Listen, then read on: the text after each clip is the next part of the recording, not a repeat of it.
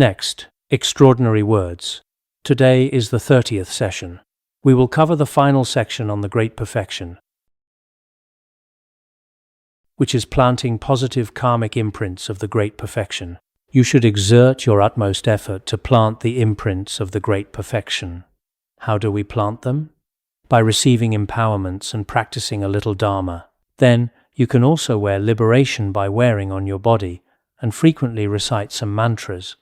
Also, if you frequently read some books on the Great Perfection, this will plant imprints. You should try your best to understand it. There is nothing incomprehensible about it. Even if you understand it, you may still lack sufficient faith. And even with sufficient faith, you might not be able to engage in actual practice. If you diligently engage in actual practice, as it says here, first we must perhaps understand that it is the same as listening, contemplating, and meditating. Then, once we understand, we should contemplate, to truly generate faith in the Great Perfection. Then, after having faith, we can practice. This is the progressive path. If you practice, practitioners of the highest capacity can take hold of the kingdom of the Dharmakaya in this lifetime. This means attaining realization in this very life, attaining the state of the Dharmakaya. Even if you cannot achieve this, for practitioners of medium or lowest capacities, practitioners of medium capacity will recognize their own true nature during the bardo and attain liberation. For practitioners of the lowest capacity, in the next life, that is to say, they will also attain liberation in the natural Nirmanakaya pure lands. There is no doubt about this. Indeed, the Great Perfection is liberation through seeing, liberation through wearing, liberation through touching, and liberation through hearing. For us to encounter this Dharma in this lifetime is extremely important. I hope for everyone's future, even though I do not know what it will become, that you will still not abandon the Great Perfection. If you do not practice well, this is due to your karmic imprints and afflictions, and we do not blame you. But if you abandon the Great Perfection's related Dharma texts and other related things, this will be an extremely great loss for you, more severe than any other loss. Therefore, no matter where you die, if you have liberation by wearing on your body, then in that case, no matter how your corpse is handled, it will not matter. We do not need to be attached to it. After a person dies, our body basically becomes a stinking skin bag made of the 4 elements. It does not matter what happens to it, but at the very least, when you depart, you will have a source of refuge for yourself. This is something every one of us should accomplish. Sometimes, if I take a shower at night and take off liberation by wearing, I fear dying before morning, so I immediately put it back on. Otherwise, if liberation by wearing is separated from me, and I die in bed at night, and the next day it is not on my body, that would be quite a pity. Regardless, the power of dependent origination is inconceivable. The blessings of the Buddhas and Bodhisattvas are inconceivable.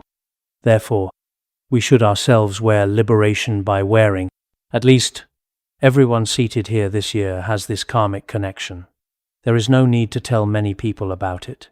If others ask, just like when I was young, when I had this on my neck and they asked, "What is this?" I said it was some sort of quotation book. That is what I said at the time. So if others ask, you can say, "This is Chinese medicine." Wearing it on the body, sometimes smelling it, naturally eliminates all illnesses in the body. Wow, this Chinese medicine is exceptionally good when kept on the body. Then they might ask, "Can I wear it for a bit?" Oh, that is fine, but it will take some time. Perhaps after half a year, I can provide it to you, and after half a year, they will have forgotten it. Usually, when everyone meditates daily, you should meditate on the Great Perfection for at least half an hour. If you do not know how to meditate on the Great Perfection, you can practice Guru Yoga, pray, and meditate in that way. If you are caught up with very important matters and have absolutely no free time, meditating for just 15 minutes is also fine.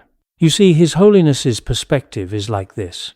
It is best to meditate for half an hour every day. If half an hour is impossible, then this 15-minute requirement is quite low. Previously, Dzongsa Rinpoche required his disciples to meditate for a mandatory 2 hours every day. I have met some of his disciples. They said, "Sometimes it is very tiring on the train, but we meditate even on airplanes. But I do not know how well they meditate. Anyway, as for 15 minutes, a diligent person should certainly be able to achieve it." In the past, when we were teaching the way of the Bodhisattva, I required everyone to do this at the time. Back then, there were quite a lot of people attending the teachings. After some time had passed, they felt that they had gained quite a lot. Therefore, practicing the great perfection for 15 minutes, there cannot be anyone who cannot spare even such a short amount of time, right? If you truly cannot manage it on that day, you can meditate the next day. Be it 15 minutes or half an hour, you can make it up. If you continuously persevere like this throughout your life, relying on the excellent karmic connection with the great perfection, you will undoubtedly step onto the excellent path. The teachings of the great perfection are the heartblood of millions of dakinis. Generally, when the great perfection is transmitted, like by Garab Dorje, Jnana Sutra, Vimalamitra, and Guru Rinpoche, in various places of their practice, it was entrusted primarily to 100,000 dakinis, to worldly and transcendent Dharma protectors, and to gatherings of dakinis. Therefore, it can be said to be the heartblood protected by dakinis. You must absolutely never casually give it to people just because you have a good relationship with them. This is not how it works. It should be given to genuine practitioners. However, if someone is fully qualified, no matter who they are, you may bestow it upon them. What kind of qualifications are needed? Faith in the Guru and resolute conviction in the true Dharma. For the Guru, it must be an exceptionally devoted faith. For the true Dharma, one must have a firm conviction that will not give rise to wrong views, and one must have compassion for sentient beings. If these three conditions are met, it can be fulfilled. This also includes the Dharma texts we will transmit in the future. Of course, receiving empowerment beforehand is definitely required. Having received empowerment, it is best to have completed the preliminary practices. If so, our tantric teachings in the future can also be given to everyone to varying degrees. Next is the practice of engaging in all virtuous deeds. His Holiness's teaching on engaging in all virtuous deeds refers to the merit of accumulating merit and purifying obscurations. This so-called accumulating merit and purifying obscurations actually cannot be achieved merely by relying on vast wealth. No matter how much money we have, sometimes we may not truly accomplish accumulating merit and purifying obscurations. But if embraced by pure bodhicitta motivation, it is very easy to accumulate merit. On this basis, if we recite the King of Aspiration Prayers once, then in this way, any karmic obscurations and downfalls will be purified. Are we not before and after class reciting the King of Aspiration Prayers every day? This is a very joyful thing. Last year, during the first half of the year, I basically sometimes taught 4 days a week, no classes on Wednesdays and Saturdays, like that. But this year, there is a sense of urgency. Will I die immediately? Just joking. Therefore, we have basically utilized 6 classes a week. With 6 classes, we recite the King of Aspiration Prayers 6 times. Truly, we are doing exceptionally well. Everyone is also working very hard. His Holiness's explanation of the merit of the King of Aspiration Prayers is very well taught here, and everyone should rejoice. Has it not already been stated in the King of Aspiration Prayers? If one hears this Supreme King of Aspiration Prayers and generates faith, thirsting for Supreme Bodhi, the supreme merit gained surpasses that, because previously it mentions, offering to the Tathagatas of the 10 directions the infinite lands adorned with jewels. It states that, in the infinite pure lands of the 10 directions, the merit of offering infinite treasures to the Tathagatas of the 10 directions is, of course, inconceivable. But compared to that merit, when someone hears the King of Aspiration Prayers and then generates faith in it, and upon this faith and yearning for Bodhi, they begin to recite it just once, this merit surpasses the former. We also lack the capability to offer the 7 precious jewels to the Tathagatas of the 10 directions. But today, is the merit of offering the 7 jewels to the Tathagatas greater, or is the merit of reciting the King of Aspiration Prayers once greater? The merit of reciting the King of Aspiration Prayers is greater. Therefore, the merit of reciting the King of Aspiration Prayers once is immeasurable. Also, it is said in the King of Aspiration Prayers, "Whatever extremely grave 5 boundless negative actions I have committed in the past out of lack of wisdom, by reciting this great King of Samantabhadra's Aspiration Prayers in a single thought, they are all swiftly eradicated. Because in the past, lacking wisdom, one committed the 5 boundless negative actions. Later, upon reciting this, the King of Aspiration Prayers, they are eliminated in a very short time. So some of us, perhaps previously as lay people, or whatever the situation, committed killing, stealing, sexual misconduct, lying, natural negative actions and infractions of Buddhist vows, creating many, many negative karmas. But now, if we single-mindedly recite the King of Aspiration Prayers, they can be purified. This line explains that even if one committed the 5 boundless negative actions, if they were committed knowingly, it does not count as lack of wisdom. Aside from that, for those committed out of ignorance, if committed knowingly, they might be very difficult to purify, and might require reciting Vajrasattva practices and such. If not committed knowingly, but unintentionally, many of ours were likely committed out of ignorance in the past. Truly, we had not met authentic spiritual teachers, nor did we know what to adopt or abandon in the Buddha Dharma. For actions committed out of our own ignorance, even if we committed the 5 boundless negative actions, they can still be purified. Think about it, relying on just one recitation of the King of Aspiration, prayers can purify the 5 boundless negative actions. As a person with a conscience, why wouldn't you joyfully and tirelessly recite it? Even if you cannot recite lengthy sutras, there is nothing in the King of Aspiration Prayers that you cannot recite, right? If we have very long texts, reciting them might be a bit tiring. But regarding the King of Aspiration Prayers, everyone now, in both Tibetan and Chinese, is exceptionally proficient. So there is nothing you do not understand about it. Why wouldn't everyone recite it? At the beginning, middle, and end of all our Dharma assemblies, and before and after teaching and listening to the Dharma, we recite it. Look at our Dharma assemblies. Whether for 7 days or 15 days, we recite the King of Aspiration Prayers every day. Now, we are also reciting the King of Aspiration Prayers before and after class. Not only should you recite it earnestly, you should also recite it with a sonorous and melodious tone. What follows explains what makes a tone melodious.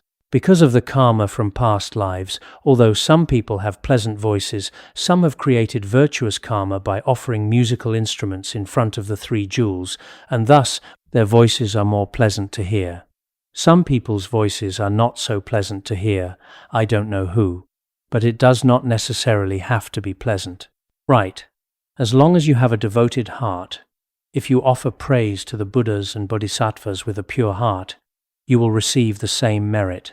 Therefore, you must absolutely not underestimate this, the King of Aspiration Prayers.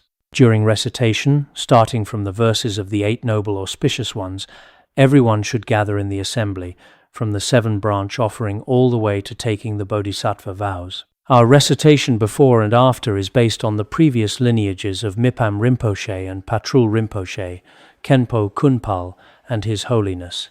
Now, this recitation has become a common recitation among various traditions in our snowland of the Tibetan region. And in the Han region, essentially many places also follow our Larungar liturgies for before and after class. I took these before and after class texts and retranslated some of them, but I asked them to proofread it. The people around me are incredibly lazy. I had already translated it and handed it to them, asking them to proofread it. As a result, they kept delaying it for me year after year. Wow, this is truly unbelievable. Originally, my idea was to publish it last year, and this year it still hasn't been published. When I ask, they just push it back and forth. Wow, they are very good at playing basketball. When I run over to this side, the basketball is thrown over there. Then when I run over to that side, it gets thrown back here.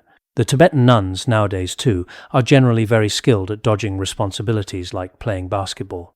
It's not me, it should be theirs. Pushing everything back and forth like this, very nice. So this Larangar recitation of ours, actually there should be no major issues with it. But I really wanted them to proofread the Tibetan and Chinese versions again.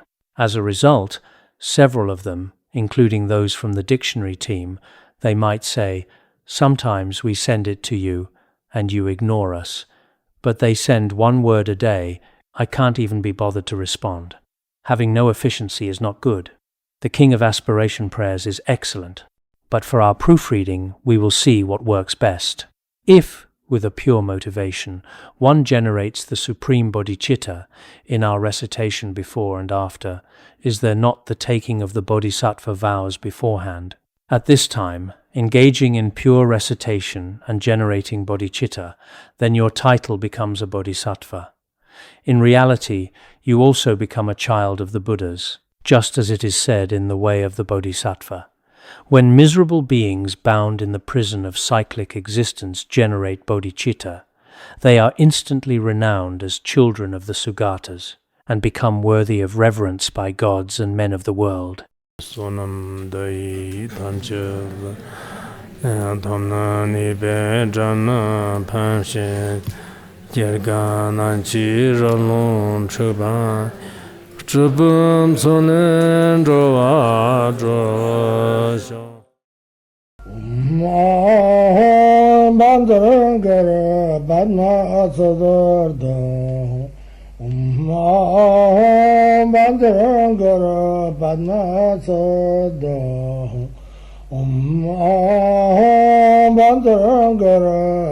Bandara